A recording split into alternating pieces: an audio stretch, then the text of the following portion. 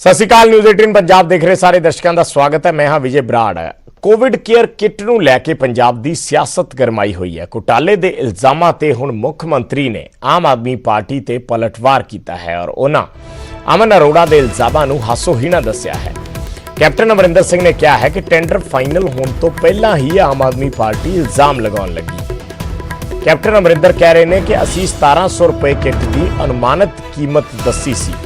सरकार ने हुण हर किट की कीमत 748 रुपए तय की है। आपने 13 चीज़ों के रेट के आधार पर आरोप लगाए। सरकार ने किट के विच 16 चीज़ां मुहैया करवाइयां ने और सरकार ने ऑक्सीमीटर की कीमत हुण 360 रुपए तय की है। लोगों को नो प्रॉफिट नो लॉस से ऑक्सीमीटर दिते जाणगे। दिल्ली सरकार 700 तो 3000 रुपए ऑक्सीमीटर दे रही है। ये पंजाब सरकार का कहना है कि 10 रुपए के बाजार दे विच कोई काढ़ा नहीं मिलता।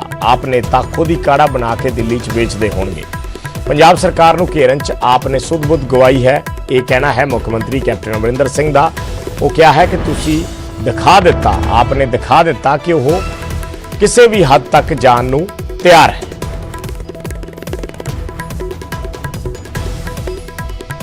पंकज कबाही जुड़े ने साडे सहयोगी, सीधा गल करते हाँ। पंकज, ऑक्सीमीटर नूं कहीए या किट्टां नूं लैके पंजाब दी सियासत जिहड़ी है वो लगातार गरमाई हुई है। पिछले कई दिनों तो लगातार निशाने साधे जा रहे हैं। पर सवाल ये भी है कि जिहड़ी गल मुख मंत्री कह रहे हैं कि पहला 1700 रुपया अनुमानित कीमत किस आधार पर दसी गई सी ते हुण 748 रुपए कीमत किस तरीके नाल बन गई है। कितों तां ये गल निकल के आई होनी है जिथों ये सारा रौला शुरू होया। बिल्कुल विजयपाल, क्योंकि अमन अरोड़ा आम आदमी पार्टी के सीनियर लीडर ने विधायक ने सुनाम तो वो कह रहे थे कि जो सरकार ये कह रही है कि ऑक्सीमीटर के नाल नाल पूरी कोविड किट जी सरकार वालों मुहैया करवाई जाएगी, उस दे विच स्कैंडल की गल जी है अमन अरोड़ा वालों इल्जाम जोड़े ने सरकार के उत्ते लगाए गए सी। और यह कहा गया कि लगभग 4 करोड़ का घोटाला जोड़ा वै वो इस पूरे कोविड किटां जिहड़ियां सरकार वंडेगी। अजे वंडियां नहीं, अजे टेंडर पास नहीं होए, लेकिन अमन अरोड़ा वालों यह कहा गया कि इस दे विच जिहड़ा समान है वो महंगा खरीदिया जा रहा है, जो सीधे तौर पर लुट है। तो मुख्यमंत्री ने कली कली चीज़ का हिसाब देंदे हुए कहा है कि ये किट इन्ने की पेगी, लगभग 750 रुपए की किट पेगी, 360 रुपए के करीब जोड़ा वै ऑक्सीमीटर पेगा। और इस तो इलावा दवाइयां बहुत सारिया दित्तियां जा रही ने, विटामिन सी, विटामिन डी और इस दे नाल होर जिहड़ियां दवाइयां जो कोरोना के मरीजों को दित्तियां जांदियां ने और इसका अराउंड इन्ने के करीब जिहड़ी वो किट पैंदी है। लेकिन एक गल साफ है कि ऑक्सीमीटर की शुरुआत आम आदमी पार्टी वालों की गई सी। आम आदमी पार्टी वालों यह कहा गया कि 20,000 ऑक्सीमीटर जिहड़े ने पिंडां च वंडे जाणगे। उस तो बाद पंजाब सरकार ऐलान करती है, पंजाब सरकार ये कहती कि सिर्फ ऑक्सीमीटर ही नहीं बल्कि एक पूरी कोविड केयर किट जिहड़ी है वो कोरोना के मरीजों को दी जाएगी, जिस विच मैडिसिन भी होएगी और इस दे नाल तमाम जिहड़े डिजिटल टैंपरेचर होवे या फिर थर्मामीटर होवे या ऑक्सीमीटर होवे भी दिता जाएगा। लेकिन उस तो बाद इस रेट नूं लैके आम आदमी पार्टी ने सवाल खड़े किए और हुण कैप्टन अमरिंदर सिंह वालों पंजाब के मुख्य मंत्री वालों करड़े शब्दों के विच तीखा हमला जिहड़ा आम आदमी पार्टी के उत्ते किया गया और यह कहा गया कि आम आदमी पार्टी अपना आधार खो चुकी है। इस करके हासोआना बयान जिहड़े ने, इल्जाम जिहड़े ने ये आम आदमी पार्टी वालों किए जा रहे हैं, क्योंकि अजे तक टेंडर ही पास नहीं होया, अजे तक ये लगभग जिहड़ा वै रेट इस दे विच तय किए गए सी। तो हुण ये वेखण वाली गल होएगी कि आम आदमी पार्टी इसका की जवाब दिता जांदा आम आदमी पार्टी वालों। विजयपाल, ते ये मुहैया कदों तो हो जाएंगे? पंकज, कुछ ये दस्या सरकार ने कि कदों तो ये जिहड़े कोविड पेशेंट्स ने उन्होंने मिलनियां शुरू हो जाएंगियां किट्स? बिल्कुल विजयपाल, अज जिहड़े के तलवार ने जो सलाह देंदे ने कैप्टन अमरिंदर सिंह पंजाब के मुख मंत्री होरां नूं एक एडवाइजरी कमेटी बनाई हुई है। उन्होंने कहा कि जल्द अगले एक हफ्ते के दौरान, क्योंकि बाकायदा तौर पर सारे समान की लिस्ट तैयार कर ली गई है और हुण अगले हफ्ते तो बाकायदा तौर पर यह कोविड केयर किट्टां जिहड़ियां ने वो सरकार वालों मुहैया करवाइयां जाणगियां। और इस वजह करके 4 बैठकां भी असीं देखिया कि विधायकों के नाल मुख मंत्री करते हुए नजर आए और हुण जल्द तो जल्द, क्योंकि विजयपाल चिंता इस करके वध जाती है कि पंजाब च केसिस वध रहे हैं, 2500 के करीब केसिस आने शुरू हो गए हैं और मौत के आंकड़े भी वध रहे हैं और सरकार जिहड़े कदम चुक रही है वो सरकार दस रही है, लेकिन ग्राउंड पद्धर ते ਲੋਕਾਂ 'ਚ ਡਰ ਹੈ, ਲੋਕ ਸਰਕਾਰੀ ਹਸਪਤਾਲਾਂ 'ਚ ਜਾਣ ਤੋਂ ਡਰ ਰਹੇ ਨੇ। ਔਰ ਇਸੇ ਵਜ੍ਹਾ ਕਰਕੇ ਜਿੱਥੇ ਸਰਕਾਰ ਵੱਲੋਂ ਐਲਾਨ ਕੀਤਾ ਗਿਆ ਕਿ ਘਰਾਂ ਦੇ ਵਿੱਚ ਇਕਾਂਤਵਾਸ ਕੀਤਾ ਜਾਏਗਾ, ਔਰ ਹੁਣ ਦਵਾਈਆਂ ਤੋਂ ਲੈ ਕੇ ਆਕਸੀਮੀਟਰ ਔਰ ਆਕਸੀਮੀਟਰ ਦੇ ਜ਼ਰੀਏ ਤਕਰੀਬਨ 15 ਤੋਂ 18 ਅਜਿਹੀਆਂ ਆਈਟਮ ਨੇ ਜਿਸ ਦੇ ਵਿੱਚ ਦਵਾਈਆਂ ਵੀ ਹੋਣਗੀਆਂ, ਟੈਂਪਰੇਚਰ ਵੀ ਚੈੱਕ ਕੀਤਾ ਜਾਏਗਾ, ਔਰ ਕਿਉਂਕਿ ਆਕਸੀਜਨ ਘਟ ਜਾਂਦੀ ਹੈ ਤਾਂ ਆਕਸੀਮੀਟਰ ਵੀ ਹੋਏਗਾ। ਔਰ ਦੂਜੇ ਪਾਸੇ ਪੰਜਾਬ 'ਚ ਸਿਆਸਤ ਵੀ ਪਿਛਲੇ ਇੱਕ ਹਫ਼ਤੇ ਤੋਂ ਆਕਸੀਮੀਟਰ ਦੇ ਆਲੇ ਦੁਆਲੇ ਘੁੰਮਦੀ ਹੋਈ ਨਜ਼ਰ ਆ ਰਹੀ ਹੈ। ਜੀ ਧੰਨਵਾਦ ਪੰਕਜ ਇਸ ਪੂਰੀ ਗੱਲਬਾਤ ਦੇ ਲਈ। ਤਾਂ ਪੰਜਾਬ ਦੀ ਪੂਰੀ ਸਿਆਸਤ ਜਿਹੜੀ ਹੈ ਉਹ ਆਕਸੀਮੀਟਰ ਦੇ ਦੁਆਲੇ ਹੀ ਘੁੰਮਦੀ ਨਜ਼ਰ ਆ ਰਹੀ ਹੈ। ਔਰ ਆਮ ਆਦਮੀ ਪਾਰਟੀ ਨੇ ਜੋ ਸਵਾਲ ਚੱਕੇ ਸੀ ਉਹਨਾਂ ਨੂੰ ਕੈਪਟਨ ਅਮਰਿੰਦਰ ਸਿੰਘ ਨੇ ਬੇਤੁਕਾ ਕਰਾਰ ਦਿੱਤਾ ਹੈ, ਬੇਸਲੈਸ ਦੱਸਿਆ ਹੈ ਕਿ ਇਹਨਾਂ ਦਾ ਕੋਈ ਆਧਾਰ ਨਹੀਂ ਹੈ। ਉਹਨਾਂ ਵੱਲੋਂ ਪਹਿਲਾਂ ਅਨੁਮਾਨਿਤ ਕੀਮਤ ਦੱਸੀ ਗਈ ਸੀ ਤੇ ਹੁਣ 748 ਰੁਪਏ ਦਾ ਜਿਹੜੀ ਕਿੱਟ ਹੈ ਉਹ ਦੱਸੀ ਜਾ ਰਹੀ ਹੈ ਕਿ 748 ਰੁਪਏ ਦੀ ਉਹ ਮਿਲੇਗੀ ਸਰਕਾਰ ਨੂੰ। ਜਿਨ੍ਹਾਂ ਨੂੰ ਦੇਣੀ ਹੈ ਉਹਨਾਂ ਤੋਂ ਕੋਈ ਪੈਸਾ ਨਹੀਂ ਵਸੂਲਿਆ ਜਾਏਗਾ। ਔਰ ਇਹ ਵੀ ਕੈਪਟਨ ਅਮਰਿੰਦਰ ਸਿੰਘ ਨੇ ਕਿਹਾ ਕਿ ਟੈਂਡਰ ਦੇਣ ਤੋਂ ਪਹਿਲਾਂ ਹੀ ਸਵਾਲ ਖੜੇ ਕਰ ਦਿੱਤੇ ਗਏ ਜਦੋਂ ਕਿ ਉਦੋਂ ਸਿਰਫ ਅਨੁਮਾਨਿਤ ਕੀਮਤ ਸੀ।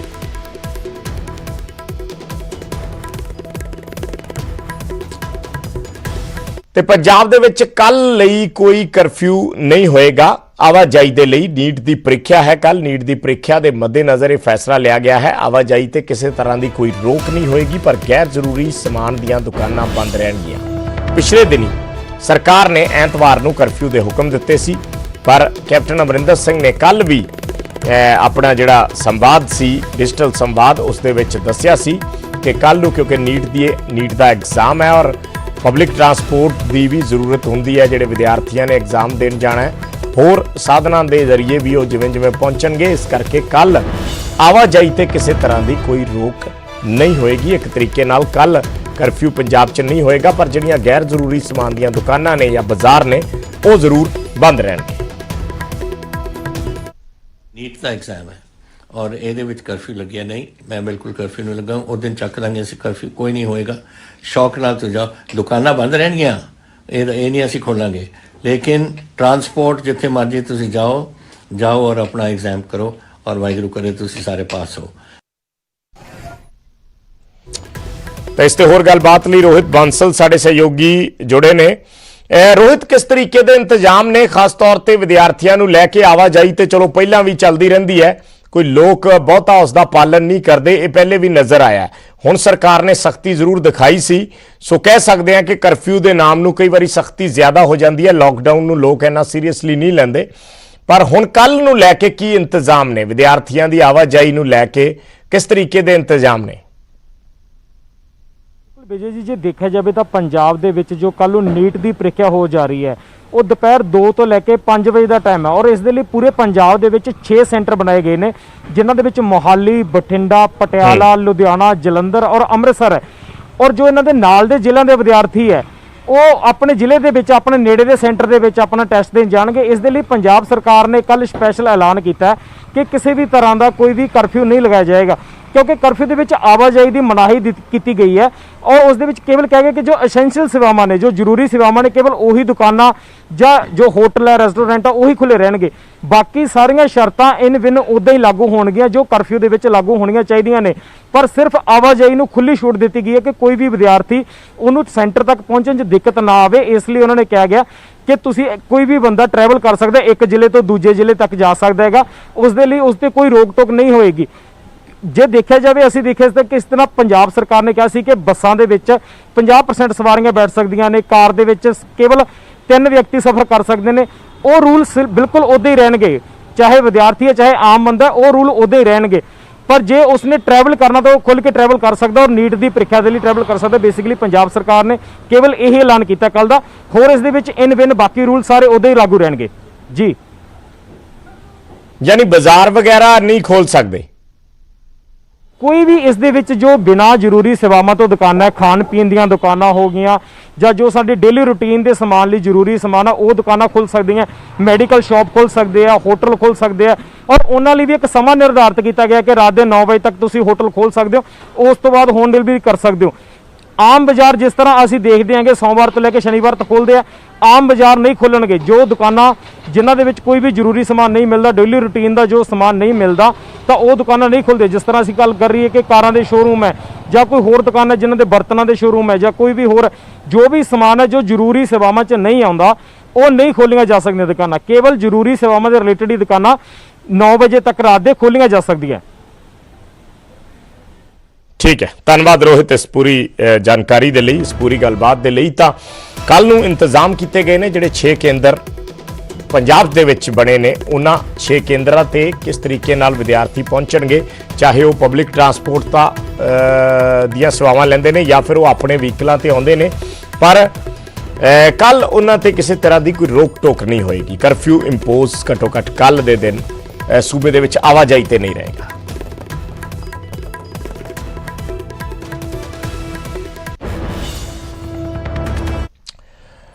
ਤੇ ਹੁਣ ਗੱਲ ਕਰਦੇ ਹਾਂ ਕੇਂਦਰੀ ਖੇਤੀ ਆਰਡੀਨੈਂਸਾਂ ਦੀ। ਕੇਂਦਰੀ ਖੇਤੀ ਆਰਡੀਨੈਂਸਾਂ ਤੇ ਲਗਾਤਾਰ ਕਿਸਾਨਾਂ ਦੇ ਪ੍ਰਦਰਸ਼ਨ ਜਾਰੀ ਨੇ, ਲਗਾਤਾਰ ਕਿਸਾਨ ਖਦਸ਼ੇ ਜ਼ਾਹਿਰ ਕਰ ਰਹੇ ਨੇ ਔਰ ਇਹਨਾਂ ਨੂੰ ਦੇਖਦਿਆਂ ਹੁਣ ਅਕਾਲੀ ਦਲ ਨੇ ਵੀ ਆਪਣੇ ਬਿਆਨਾਂ ਤੋਂ ਯੂ ਟਰਨ ਮਾਰਿਆ ਹੈ। ਅਕਾਲੀ ਦਲ ਦੀ ਅੱਜ ਕੋਰ ਕਮੇਟੀ ਦੀ ਬੈਠਕ ਹੋਈ। ਇਸ ਬੈਠਕ ਦੇ ਵਿੱਚ ਇਹ ਫੈਸਲਾ ਲਿਆ ਗਿਆ ਕਿ ਖਦਸ਼ਿਆਂ ਨੂੰ ਦੂਰ ਕੀਤੇ ਬਿਨਾਂ ਬਿੱਲ ਨਾ ਲਿਆਂਦੇ ਜਾਣ। ਕੇਂਦਰ ਸਰਕਾਰ ਨੂੰ ਇਹ ਕਿਹਾ ਜਾਏਗਾ। ਬਕਾਇਦਾ ਸੋਮਵਾਰ ਨੂੰ ਇੱਕ ਅਕਾਲੀ ਦਲ ਦਾ ਵਫਦ ਕੇਂਦਰ ਸਰਕਾਰ ਦੇ ਮੰਤਰੀਆਂ ਨੂੰ, ਉਹਨਾਂ ਦੇ ਨੁਮਾਇੰਦਿਆਂ ਨੂੰ ਮਿਲੇਗਾ ਔਰ ਕਿਹਾ ਜਾਏਗਾ ਕੇਂਦਰ ਨੂੰ ਕਿ ਪਹਿਲਾਂ ਸਬੰਧਤ ਧਿਰਾਂ ਦੇ ਖਦਸ਼ੇ ਦੂਰ ਕੀਤੇ ਜਾਣ, ਉਦੋਂ ਤੱਕ ਪਾਰਲੀਮੈਂਟ ਦੇ ਵਿੱਚ ਇਹਨਾਂ ਬਿੱਲਾਂ ਨੂੰ ਪਾਸ ਨਾ ਕੀਤਾ ਜਾਵੇ, ਇਹਨਾਂ ਆਰਡੀਨੈਂਸ ਨੂੰ ਬਿੱਲ ਦੀ ਸ਼ਕਲ ਨਾ ਦਿੱਤੀ ਜਾਵੇ, ਜਿੰਨੀ ਦੇਰ ਤੱਕ ਸਾਰੀਆਂ ਸਬੰਧਤ ਧਿਰਾਂ ਨੇ, ਜੋ ਵੀ ਕਿਸਾਨ ਜਥੇਬੰਦੀਆਂ ਨੇ ਜਾਂ ਹੋਰ ਲੋਕ ਨੇ, ਜਦੋਂ ਤੱਕ ਉਹਨਾਂ ਦੇ ਖਦਸ਼ੇ ਦੂਰ ਨਹੀਂ ਹੁੰਦੇ। ਅੱਜ ਅਕਾਲੀ ਦਲ ਦੀ ਕੋਰ ਕਮੇਟੀ ਦੀ ਮੀਟਿੰਗ ਹੋਈ ਔਰ ਇਸ ਮੀਟਿੰਗ ਦੇ ਵਿੱਚ ਇਹ ਫੈਸਲਾ ਲਿਆ ਗਿਆ। ਸੋਮਵਾਰ ਨੂੰ ਸੁਖਬੀਰ ਸਿੰਘ ਬਾਦਲ ਦੀ ਅਗਵਾਈ ਦੇ ਵਿੱਚ ਇੱਕ ਵਫਦ ਸ਼੍ਰੋਮਣੀ ਅਕਾਲੀ ਦਲ ਦਾ ਦਿੱਲੀ 'ਚ ਕੇਂਦਰੀ ਆਗੂਆਂ ਨਾਲ ਮੁਲਾਕਾਤ ਕਰੇਗਾ। ਜਿਹੜੇ ਆਰਡੀਨੈਂਸ ਕੇਂਦਰ ਸਰਕਾਰ ਵੱਲੋਂ ਜਾਰੀ ਕੀਤੇ ਗਏ ਆ, ਜਿਹੜੇ ਹੁਣ ਪਾਰਲੀਮੈਂਟ ਵਿੱਚ ਆਉਣੇ ਆ, ਉਹਦੇ ਬਾਰੇ 'ਚ ਬਹੁਤ ਖੁੱਲ੍ਹ ਕੇ ਵਿਚਾਰ ਵਟਾਂਦਰਾ ਕੀਤਾ ਔਰ ਅੱਜ ਉਹ ਸਾਰੀਆਂ ਹੀ ਗੱਲਾਂ ਜਿਹੜੀਆਂ ਕੋਰ ਕਮੇਟੀ ਦੀ ਬੈਠਕ ਜਿਹੜੀ ਹੋਈ ਹੈ ਉਹਦੇ ਵਿੱਚ ਵਿਚਾਰੀਆਂ ਗਈਆਂ। ਇੱਕ ਤਾਂ ਅੱਜ ਕੋਰ ਕਮੇਟੀ ਨੇ ਫੈਸਲਾ ਕੀਤਾ ਕਿ ਅਸੀਂ ਕੇਂਦਰ ਸਰਕਾਰ ਨੂੰ ਬੇਨਤੀ ਕਰਾਂਗੇ ਕਿ ਜਿਹੜੇ ਵੀ ਸ਼ੰਕੇ ਜਿਹੜੇ ਹੈ ਵੱਖ-ਵੱਖ ਜਥੇਬੰਦੀਆਂ ਦੇ, ਪਾਰਟੀਆਂ ਦੇ, ਤਿੰਨਾਂ ਆਰਡੀਨੈਂਸ ਨੂੰ ਲੈ ਕੇ ਜਿਹੜੇ ਆ ਉਹ ਸਾਹਮਣੇ ਆ ਰਹੇ ਆ, ਪਹਿਲਾਂ ਉਹਨਾਂ ਸ਼ੰਕਿਆਂ ਦਾ ਨਿਵਾਰਨ ਕੀਤਾ ਜਾਵੇ ਤੇ ਫਿਰ ਇਹ ਜਿਹੜੇ ਆ ਬਿੱਲ ਪਾਰਲੀਮੈਂਟ ਵਿੱਚ ਪੇਸ਼ ਕੀਤੇ ਜਾਣ। ਦੂਜਾ, ਇਸ ਗੱਲ ਵਾਸਤੇ ਜਿਹੜੀ ਕੇਂਦਰ ਦੀ ਲੀਡਰਸ਼ਿਪ ਹੈ ਸਰਕਾਰ ਦੀ, ਉਹਨਾਂ ਨੂੰ ਮਿਲਣ ਵਾਸਤੇ ਪ੍ਰਧਾਨ ਸਾਹਿਬ ਦੀ ਅਗਵਾਈ ਦੇ ਵਿੱਚ ਇੱਕ ਡੈਲੀਗੇਸ਼ਨ ਵੀ ਜਿਹੜਾ ਸੋਮਵਾਰ ਨੂੰ ਤੇ ਸਾਡੇ ਨਾਲ ਨੁਪਿੰਦਰ ਬਰਾੜ ਸਾਡੇ ਸਹਿਯੋਗੀ ਲਾਈਵ ਜੁੜੇ ਨੇ ਇਸ ਬਾਰੇ ਹੋਰ ਗੱਲਬਾਤ ਕਰਨ ਦੇ ਲਈ। ਨੁਪਿੰਦਰ, ਅੱਜ ਜਿਹੜੇ ਬਿਆਨ ਨੇ ਕੋਰ ਕਮੇਟੀ ਦੀ ਮੀਟਿੰਗ ਤੋਂ ਬਾਅਦ ਜੇ ਦੇਖੀਏ ਅਕਾਲੀ ਦਲ ਦੇ, ਉਹ ਪਹਿਲਾਂ ਨਾਲੋਂ ਵੱਖਰੇ ਨੇ। ਪਹਿਲਾਂ ਕਿਹਾ ਗਿਆ ਸੀ ਕਿ ਕੁਝ ਐਸਾ ਨਹੀਂ ਹੈ, ਬਿਲਕੁਲ ਐਮਐਸਪੀ ਖਤਮ ਨਹੀਂ ਹੋਏਗੀ, ਕੇਂਦਰ ਨੇ ਭਰੋਸਾ ਦਵਾਇਆ। ਅੱਜ ਫਿਰ ਅਕਾਲੀ ਦਲ ਕਿਉਂ ਦੁਬਾਰੇ ਇਹ ਗੱਲ ਕਰ ਰਿਹਾ ਕਿ ਉਹ ਕੇਂਦਰ ਨੂੰ ਇੱਕ ਵਾਰੀ ਫਿਰ ਕਹਿਣਗੇ ਕਿ ਸਾਰਿਆਂ ਦੇ ਖਦਸ਼ੇ ਦੂਰ ਕਰੋ? ਵਿਜੇ ਦੇਖੋ, ਪੰਜਾਬ ਦੇ ਵਿੱਚ ਸਿੱਧੇ ਤੌਰ ਤੇ ਸਿਆਸਤ ਹੈ ਜਿਹੜੀ ਉਹ ਕਿਸਾਨੀ ਤੇ ਨਿਰਭਰ ਕਰਦੀ ਹੈ, ਕਿਉਂਕਿ ਕਿਸਾਨ ਵੱਡੀ ਗਿਣਤੀ ਵਿੱਚ, ਕਿਉਂਕਿ ਪੰਜਾਬ ਇੱਕ ਖੇਤੀ ਪ੍ਰਧਾਨ ਸੂਬਾ ਔਰ ਇੱਥੇ ਕਿਸਾਨ ਸਭ ਤੋਂ ਵੱਡੀ ਗਿਣਤੀ ਦੇ ਵਿੱਚ ਨੇ ਔਰ ਕਿਸਾਨੀ ਤੇ ਜਿਹੜੀ ਅਕਾਲੀ ਦਲ ਲਗਾਤਾਰ ਆਪਦੀ ਸਿਆਸਤ ਹੈ ਜਿਹੜੀ ਉਹ ਕਹਿ ਸਕਦੇ ਕਿ ਕਰਦਾ ਰਿਹਾ। ਜ਼ਿਆਦਾਤਰ ਵੋਟਰ ਜਿਹੜਾ ਅਕਾਲੀ ਦਲ ਦਾ ਉਹ ਪੇਂਡੂ ਵੋਟਰ ਹੈ, ਤਾਂ ਅਜਿਹੇ ਹਾਲਾਤਾਂ ਦੇ ਵਿੱਚ ਆਪਣੇ ਉਸ ਪੱਕੇ ਜਿਹੜਾ ਵੋਟ ਕੱਢ ਰਿਹਾ ਅਗਰ ਉਹਨੂੰ ਵੀ ਗਵਾ ਲੈਂਦਾ ਤਾਂ ਵੱਡਾ ਨੁਕਸਾਨ ਹੋ ਸਕਦਾ। ਦੇਖੋ, ਜ਼ਾਹਰ ਤੌਰ ਤੇ ਪਿਛਲੇ ਦਿਨਾਂ ਦੇ ਵਿੱਚ ਅਕਾਲੀ ਦਲ ਦੇ ਪ੍ਰਧਾਨ ਸੁਖਬੀਰ ਸਿੰਘ ਬਾਦਲ ਨੇ ਇੱਕ ਚਿੱਠੀ ਵਿਖਾਈ ਸੀ, ਜਿਸ ਨੂੰ ਦਿਖਾ ਕੇ ਕੋਸ਼ਿਸ਼ ਕੀਤੀ ਗਈ ਸੀ ਕਿ ਇਸ ਚਿੱਠੀ ਦੇ ਵਿੱਚ ਕੇਂਦਰ ਨੇ ਸਪਸ਼ਟ ਤੌਰ ਤੇ ਲਿਖ ਕੇ ਪੰਜਾਬ ਦੇ ਖਦਸ਼ੇ ਦੂਰ ਕੀਤੇ ਨੇ ਕਿ ਕਿਸੇ ਕਿਸਮ ਦੀ ਨਾ ਤਾਂ ਐਮਐਸਪੀ ਖਤਮ ਕੀਤੀ ਜਾਊਗੀ ਤੇ ਨਾ ਹੀ ਮੰਡੀਕਰਨ ਜਿਹੜਾ ਉਹ ਖਤਮ ਕੀਤਾ ਜਾਏਗਾ। ਇਸ ਤਰ੍ਹਾਂ ਦਾ ਯਕੀਨ ਦਿਵਾਉਣ ਦੀ ਕੋਸ਼ਿਸ਼ ਕੀਤੀ ਗਈ, ਪਰ ਕਿਉਂਕਿ ਪੰਜਾਬ ਦੇ ਹਾਲਾਤ ਐਸੇ ਬਣ ਚੁੱਕੇ ਨੇ ਵਿਜੇਪਾਲ ਕਿ ਕਾਂਗਰਸ ਲਗਾਤਾਰ ਅਕਾਲੀ ਦਲ ਨੂੰ ਜਾਂ ਬੀਜੇਪੀ ਨੂੰ, ਦੇਖੋ ਕਿ ਪੰਜਾਬ ਦੇ ਨਿਸ਼ਾਨਾ ਤਾਂ ਉਹਨਾਂ ਦਾ ਅਕਾਲੀ ਦਲ ਹੈ, ਪਰ ਕੇਂਦਰ ਦੀ ਅਗਰ ਬੀਜੇਪੀ ਸਰਕਾਰ ਤੇ ਵੀ ਹਮਲਾ ਕਰਦੇ ਨੇ, ਕਿਉਂਕਿ ਕੇਂਦਰ ਦੇ ਵਿੱਚ ਭਾਈਵਾਲ ਨੇ ਅਕਾਲੀ ਦਲ ਬੀਜੇਪੀ ਦੇ, ਔਰ ਜਦੋਂ ਖੇਤੀ ਆਰਡੀਨੈਂਸ ਨੂੰ ਲੈ ਕੇ ਪੰਜਾਬ ਦੀ ਕਾਂਗਰਸ ਜਿਹੜੀ ਆ ਉਹ ਸਵਾਲ ਚੁੱਕਦੀ ਆ ਤਾਂ ਕਿਤੇ ਨਾ ਕਿਤੇ ਸਿੱਧੇ ਤੌਰ ਤੇ ਅਕਾਲੀ ਦਲ ਇਸ ਨਿਸ਼ਾਨੇ ਤੇ ਆਉਂਦਾ ਔਰ ਲਗਾਤਾਰ ਕਾਂਗਰਸ ਦੇ ਵੱਲੋਂ ਕੱਲ ਤੁਸੀਂ ਦੇਖਿਆ ਕਿ ਕਾਂਗਰਸੀ ਵਿਧਾਇਕਾਂ ਦੇ ਵੱਲੋਂ ਪ੍ਰਦਰਸ਼ਨ ਵੀ ਕੀਤਾ ਗਿਆ। ਤੇ ਇਸ ਕਰਕੇ ਇਸ ਪੂਰੇ ਮਾਹੌਲ ਨੂੰ ਕਿਸ ਤਰ੍ਹਾਂ ਫਿਰ ਤੋਂ ਡਿਫੈਂਡ ਕਰਨਾ, ਔਰ ਦੇਖੋ ਅੱਗੇ ਇਲੈਕਸ਼ਨਾਂ ਦੇ ਵਿੱਚ ਕੋਈ ਬਹੁਤਾ ਸਮਾਂ ਨਹੀਂ ਰਿਹਾ, ਇਸ ਕਰਕੇ ਪੰਜਾਬ ਦੇ ਵੋਟਰ ਨੂੰ, ਪੰਜਾਬ ਦੇ ਕਿਸਾਨ ਵੋਟਰ ਨੂੰ ਯਕੀਨ ਦਿਵਾਉਣ ਦੇ ਲਈ ਇੱਕ ਵਾਰੀ ਫਿਰ ਤੋਂ ਅਕਾਲੀ ਦਲ ਨੂੰ ਕਹਿਣਾ ਪਿਆ ਹੈ ਕਿ ਅਗਰ ਕੋਈ ਖਦਸ਼ੇ ਹੈਗੇ ਨੇ, ਅਗਰ ਕੋਈ ਸ਼ੰਕੇ ਹੈਗੇ ਨੇ ਤਾਂ ਉਹਨਾਂ ਨੂੰ ਦੂਰ ਕਰਨਾ ਜ਼ਰੂਰੀ ਹੈ। ਮਾਹੌਲ ਨੂੰ ਦੇਖਦੇ ਹੋਏ ਵਫਦ ਮਿਲੇਗਾ ਔਰ ਉਹ ਵਫਦ ਬਿਲਕੁਲ ਮਾਹੌਲ ਨੂੰ ਦੇਖਦੇ ਕਲੈਰਿਟੀ ਲੈ ਕੇ ਆਏਗਾ ਕਿ ਕੀ ਵਾਕਈ ਕਿਸਾਨਾਂ ਦੇ ਖਿਲਾਫ ਕੋਈ ਚੀਜ਼ ਨਹੀਂ ਹੈ ਔਰ ਕਿਸਾਨਾਂ ਦੇ ਹੱਕ ਦੇ ਵਿੱਚ ਜਿਹੜੇ ਪ੍ਰੋਪਰ ਆਰਡੀਨੈਂਸ ਅਗਰ ਕੋਈ ਕਮੀ ਹੈ ਤਾਂ ਉਸ ਨੂੰ ਅਕਾਲੀ ਦਲ ਦਾਅਵਾ ਹੈ ਕਿ ਦੂਰ ਕਰਵਾਇਆ ਜਾਵੇਗਾ ਤਾਂ ਕਿ ਕਿਸਾਨਾਂ ਦੇ ਹੱਕ ਨਾ ਮਾਰੇ ਜਾਣ। ਅਜਿਹਾ ਅਕਾਲੀ ਦਲ ਦਾ ਦਾਅਵਾ ਹੈ ਵਿਜੇ। ਠੀਕ ਹੈ ਬਹੁਤ ਬਹੁਤ ਧੰਨਵਾਦ ਨੁਪਿੰਦਰ ਇਸ ਪੂਰੀ ਗੱਲਬਾਤ ਦੇ ਲਈ। ਤਾਂ ਅਕਾਲੀ ਦਲ ਬਹੁਤ ਪੱਖਾਂ ਤੋਂ ਇਸ ਗੱਲ ਨੂੰ ਦੇਖ ਰਿਹਾ। ਇਸ ਵੇਲੇ ਮਾਹੌਲ ਕੀ ਹੈ ਸੂਬੇ 'ਚ, ਲਗਾਤਾਰ ਪ੍ਰਦਰਸ਼ਨ ਹੋ ਰਹੇ ਨੇ, ਇਸ ਕਰਕੇ ਕੇਂਦਰ ਤੋਂ ਇੱਕ ਵਾਰ ਫਿਰ ਕੋਸ਼ਿਸ਼ ਹੋਏਗੀ ਮਿਲ ਕੇ ਇਹਨਾਂ ਖਦਸ਼ਿਆਂ ਨੂੰ ਦੂਰ ਕਰਾਉਣ ਦੀ। ਛੋਟਾ ਜਿਹਾ ਕਮਰਸ਼ੀਅਲ ਬ੍ਰੇਕ, ਜਲਦ ਵਾਪਸ ਆਓ। ਤੇ ਹੁਣ ਗੱਲ ਕਰਦੇ ਹਾਂ ਕਰੋਨਾ ਦੀ। ਪੰਜਾਬ 'ਚ ਕਰੋਨਾ ਦੀ ਖਤਰਨਾਕ ਰਫ਼ਤਾਰ ਅੱਜ ਵੀ ਬਾਦਸਤੂਰ ਜਾਰੀ ਰਹੀ। 24 ਘੰਟਿਆਂ 'ਚ ਕਰੋਨਾ ਦੇ 2441 ਨਵੇਂ ਮਾਮਲੇ ਸਾਹਮਣੇ ਆਏ ਨੇ। ਮੋਹਾਲੀ ਦੇ ਵਿੱਚ ਅੱਜ 331 ਕੇਸ ਆਏ, ਜਲੰਧਰ ਦੇ ਵਿੱਚ 333 ਨਵੇਂ ਮਾਮਲੇ ਆਏ, ਪਟਿਆਲਾ 'ਚ 268 ਮਾਮਲੇ, ਲੁਧਿਆਣਾ 'ਚ 267 ਨਵੇਂ ਕੇਸ ਆਏ, ਅੰਮ੍ਰਿਤਸਰ 'ਚ 257, ਬਠਿੰਡਾ 'ਚ 137, ਹੁਸ਼ਿਆਰਪੁਰ 'ਚ 110 ਮਾਮਲੇ ਆਏ, ਪਠਾਨਕੋਟ 'ਚ 100 ਮਾਮਲੇ ਆਏ, ਗੁਰਦਾਸਪੁਰ 'ਚ 118 ਮਾਮਲੇ ਆਏ, ਮੁਕਤਸਰ 'ਚ 72 ਮਾਮਲੇ ਆਏ, ਫਾਜ਼ਿਲਕਾ ਫਰੀਦਕੋਟ 'ਚ 64 ਨਵੇਂ ਮਾਮਲੇ ਆਏ। ਸੋ ਪੰਜਾਬ 'ਚ ਕੁੱਲ 77,057 ਕੇਸ ਆਏ ਨੇ ਔਰ 77,057 ਦੇ ਵਿੱਚੋਂ 19,384 ਇਸ ਵੇਲੇ ਐਕਟਿਵ ਕੇਸ ਨੇ, ਬਾਕੀ ਲੋਕ ਠੀਕ ਹੋ ਚੁੱਕੇ ਨੇ।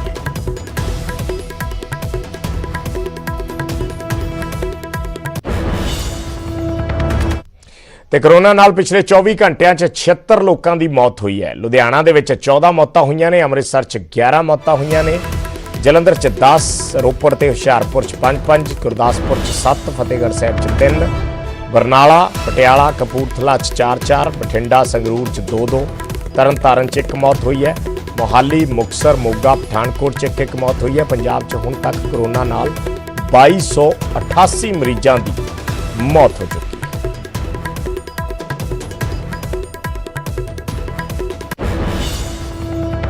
ਸੋ ਪੰਜਾਬ 'ਚ ਕਰੋਨਾ ਦਾ ਕਹਿਰ ਲਗਾਤਾਰ ਜਾਰੀ ਹੈ ਤੇ ਸਭ ਤੋਂ ਵੱਡੀ ਚਿੰਤਾ ਦੀ ਗੱਲ ਹੈ ਮੌਤਾਂ ਦੀ ਵੱਧਦੀ ਦਰ। ਪੰਜਾਬ 'ਚ ਮੌਤ ਦਰ ਇਸ ਸਮੇਂ ਦੇਸ਼ 'ਚ ਸਾਰੇ ਰਾਜਾਂ ਤੋਂ ਜ਼ਿਆਦਾ ਹੋ ਚੁੱਕੀ ਹੈ। ਡੈਥ ਰੇਟ ਦੇ ਮਾਮਲੇ 'ਚ ਪੰਜਾਬ ਨੇ ਦਿੱਲੀ ਤੇ ਮਹਾਰਾਸ਼ਟਰ ਵਰਗੇ ਸੂਬਿਆਂ ਨੂੰ ਵੀ ਪਿੱਛੇ ਛੱਡ ਦਿੱਤਾ ਹੈ। ਸੂਬੇ 'ਚ ਕਰੋਨਾ ਦੀ ਜਾਨਲੇਵਾ ਰਫ਼ਤਾਰ, ਦੇਸ਼ 'ਚ ਸਭ ਤੋਂ ਵੱਧ ਮੌਤ ਦਰ, ਪੰਜਾਬ 'ਚ ਕਰੋਨਾ ਆਊਟ ਆਫ ਕੰਟਰੋਲ। ਜੀ ਹਾਂ, ਪੰਜਾਬ 'ਚ ਕਰੋਨਾ ਦੀ ਵਜ੍ਹਾ ਕਰਕੇ ਹੋ ਰਹੀਆਂ ਮੌਤਾਂ ਦਾ ਅੰਕੜਾ ਦੱਸਣ ਦੇ ਲਈ ਕਾਫੀ ਹੈ ਕਿ ਪੰਜਾਬ 'ਚ ਕਰੋਨਾ ਆਊਟ ਆਫ ਕੰਟਰੋਲ ਹੋ ਚੁੱਕਾ ਹੈ। ਜਿਹੜੇ ਸੂਬਿਆਂ ਦੇ ਅੰਕੜੇ ਹੁਣ ਤੱਕ ਸਾਨੂੰ ਸਹਿਮ ਦੇ ਨਾਲ ਭਰ ਰਹੇ ਸੀ, ਹੁਣ ਉਹਨਾਂ ਸੂਬਿਆਂ ਦੇ ਲੋਕਾਂ ਨੂੰ ਪੰਜਾਬ ਦੇ ਅੰਕੜੇ ਸਹਿਮ ਦੇ ਵਿੱਚ ਪਾ ਰਹੇ ਹੋਣਗੇ, ਕਿਉਂਕਿ ਮੌਤਾਂ ਦੇ ਅੰਕੜੇ ਦੱਸਦੇ ਨੇ ਕਿ ਪੰਜਾਬ 'ਚ ਮੌਤ ਦਰ ਇਸ ਸਮੇਂ ਦੇਸ਼ 'ਚ ਸਭ ਤੋਂ ਜ਼ਿਆਦਾ ਹੈ। ਅੰਕੜਿਆਂ ਤੇ ਨਜ਼ਰ ਪਾਈਏ ਤਾਂ ਦੇਸ਼ 'ਚ ਕਰੋਨਾ ਦੀ ਮੌਤ ਦਰ 1.66% ਤਾਂ ਪੰਜਾਬ ਦੇ ਵਿੱਚ ਇਹ ਦਰ 2.96% ਤੱਕ ਪਹੁੰਚ ਚੁੱਕੀ ਹੈ। ਯਾਨੀ ਪੰਜਾਬ 'ਚ ਕਰੋਨਾ ਦੇ 100 ਮਾਮਲਿਆਂ ਪਿੱਛੇ ਕਰੀਬ 3 ਮਰੀਜ਼ ਦਮ ਤੋੜ ਰਹੇ ਨੇ, ਜਦੋਂ ਕਿ ਦੇਸ਼ 'ਚ ਇਹ ਫੀਸਦ 2 ਤੋਂ ਵੀ ਘੱਟ ਹੈ। ਪੰਜਾਬ 'ਚ ਮੌਤ ਦਰ ਮਹਾਰਾਸ਼ਟਰ ਤੇ ਦਿੱਲੀ, ਜੋ ਕਿ ਕਰੋਨਾ ਨਾਲ ਸਭ ਤੋਂ ਵੱਧ ਪ੍ਰਭਾਵਿਤ ਸੂਬੇ ਨੇ, ਉਹਨਾਂ ਤੋਂ ਵੀ ਜ਼ਿਆਦਾ ਹੈ। ਪੰਜਾਬ 'ਚ ਮੌਤ ਦਰ 2.96% ਹੈ ਤਾਂ ਗੁਜਰਾਤ 'ਚ 2.87%, ਮਹਾਰਾਸ਼ਟਰ 'ਚ 2.83%, ਦਿੱਲੀ 'ਚ 2.23% ਹੈ, ਜਦੋਂ ਕਿ ਮੌਤ ਦਰ ਦੇ ਹਿਸਾਬ ਦੇ ਨਾਲ ਪੰਜਾਬ ਗੁਆਂਢੀ ਸੂਬਿਆਂ ਤੋਂ ਤਾਂ ਕਿਤੇ ਅੱਗੇ ਹੈ। ਯਾਨੀ ਸਥਿਤੀ ਬਹੁਤ ਭਿਆਨਕ ਹੈ। ਰਾਜਧਾਨੀ ਚੰਡੀਗੜ੍ਹ 'ਚ ਮੌਤ ਦਰ 1.18% ਹੈ, ਹਰਿਆਣਾ 'ਚ 1.05%, ਜਦਕਿ ਹਿਮਾਚਲ 'ਚ ਤਾਂ 1% ਤੋਂ ਵੀ ਹੇਠਾਂ ਹੈ। ਇਸ ਤੇ ਪੰਜਾਬ ਦੀ ਸਰਕਾਰ ਕੀ ਤਰਕ ਦੇ ਰਹੀ ਹੈ, ਉਹ ਵੀ ਸੁਣੋ। ਇਸ ਲੈਵਲ 2 ਔਰ ਲੈਵਲ 3 ਦੇ ਵਿੱਚ ਜਿੱਥੇ ਸਾਡੀਆਂ ਮੌਤਾਂ ਜ਼ਿਆਦਾ ਹੁੰਦੀਆਂ ਨੇ, ਔਰ ਇਹ ਕਿਉਂ? ਕਿਉਂਕਿ ਜਦੋਂ ਲੈਵਲ 1 'ਚ ਤੁਹਾਨੂੰ ਬਿਮਾਰੀ ਆਉਂਦੀ ਹੈ, ਤੁਹਾਨੂੰ ਲੱਗਦਾ ਹੈ ਕਿ ਮੈਨੂੰ ਜ਼ੁਕਾਮ ਹੈ, ਮੈਨੂੰ ਬੁਖਾਰ ਹੈ, ਮੇਰਾ ਬਦਨ ਦਰਦ ਕਰਦਾ ਹੈ ਜਾਂ ਕੋਈ ਹੋਰ ਪ੍ਰੋਬਲਮ ਹੈ ਜਿਹੜੀ ਨਾਰਮਲ ਨਹੀਂ ਹੁੰਦੀ, ਇੱਥੇ ਕੋਈ ਜਾ ਨਹੀਂ ਰਿਹਾ ਆਪਣੇ ਡਾਕਟਰ ਦੇ ਕੋਲ। ਜਦੋਂ ਪੂਰੇ ਪੰਜਾਬ ਦੇ ਵਿੱਚ ਲੋਕਡਾਊਨ ਸੀਗਾ ਤਾਂ ਸਾਡੀ ਬਹੁਤ ਗਿਣਤੀ ਘਟ ਗਈ ਸੀ, 2 ਅੰਕਾਂ ਦਾ ਅੰਕੜਾ ਰਹਿ ਗਿਆ ਸੀ। ਪਰ ਜਦੋਂ ਲੋਕਡਾਊਨ ਖੁੱਲਿਆ, ਲੋਕਾਂ ਨੇ ਕਿਹਾ ਪੰਜਾਬ ਤਾਂ ਬਿਲਕੁਲ ਸੇਫ ਹੈ, ਨੰਬਰ 1 ਤੇ ਹੈਗਾ, ਸਾਨੂੰ ਕੋਈ ਚਿੰਤਾ ਕਰਨ ਦੀ ਲੋੜ ਨਹੀਂ। ਉਹ ਚੀਜ਼ ਨੇ ਸਾਨੂੰ ਓਵਰ ਕੌਨਫੀਡੈਂਸ ਨੇ ਸਾਡਾ ਇਹ ਤਾਂ ਤਰਕ ਸਿਆਸਤਦਾਨਾਂ ਦੇ ਨੇ। ਹੁਣ ਉਹਨਾਂ ਮਾਹਰਾਂ ਦੀ ਵੀ ਸੁਣੋ ਜੋ ਮੁੱਖ ਮੰਤਰੀ ਨੂੰ ਸਲਾਹ ਦਿੰਦੇ ਨੇ।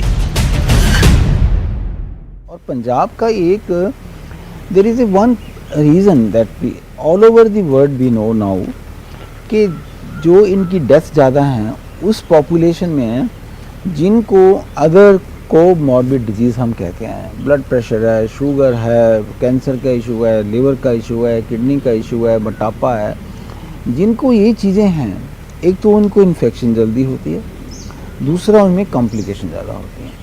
पर्टिकुलरली अगर किसी की डायबिटीज़ कंट्रोल नहीं है, ब्लड प्रेशर कंट्रोल नहीं है, वो और उसको कॉम्प्लिकेशन। पंजाब में, कंट्री में ऑल दिस कोमॉर्बिड जो कंडीशन हम कहते हैं प्रेवलेंस हाईएस्ट है इन द कंट्री। मौत दर ਦੇ ਵਿੱਚ ਪੰਜਾਬ ਦੇਸ਼ 'ਚ ਸਭ ਤੋਂ ਅੱਗੇ ਹੈ ਤਾਂ ਰਿਕਵਰੀ ਰੇਟ ਤੇ ਵੀ ਨਜ਼ਰ ਪਾ ਲਓ। ਦੇਸ਼ 'ਚ ਰਿਕਵਰੀ ਰੇਟ ਇਸ ਸਮੇਂ 77.77% ਤੱਕ ਪਹੁੰਚ ਚੁੱਕਾ ਹੈ, ਯਾਨੀ 100 ਮਰੀਜ਼ਾਂ 'ਚੋਂ ਕਰੀਬ 78 ਮਰੀਜ਼ ਠੀਕ ਹੋ ਰਹੇ ਨੇ, ਜਦੋਂ ਕਿ ਪੰਜਾਬ 'ਚ ਇਹ ਫੀਸਦ 72% ਤੋਂ ਹੇਠਾਂ ਹੈ। ਉੱਥੇ ਰਿਕਵਰੀ ਰੇਟ ਦਿੱਲੀ 'ਚ ਕਰੀਬ 85% ਹੈ, ਮਹਾਰਾਸ਼ਟਰ 'ਚ 70% ਤੋਂ ਜ਼ਿਆਦਾ, ਯਾਨੀ ਕਰੋਨਾ ਇਸ ਸਮੇਂ ਪੰਜਾਬ 'ਚ ਪੂਰਾ ਕਹਿਰ ਦਿਖਾ ਰਿਹਾ ਹੈ। ਚੰਡੀਗੜ੍ਹ ਤੋਂ ਨਪਿੰਦਰ ਬਰਾੜ ਦੇ ਨਾਲ ਪੰਕਜ ਕਪਾਹੀ, ਨਿਊਜ਼ 18 ਪੰਜਾਬ।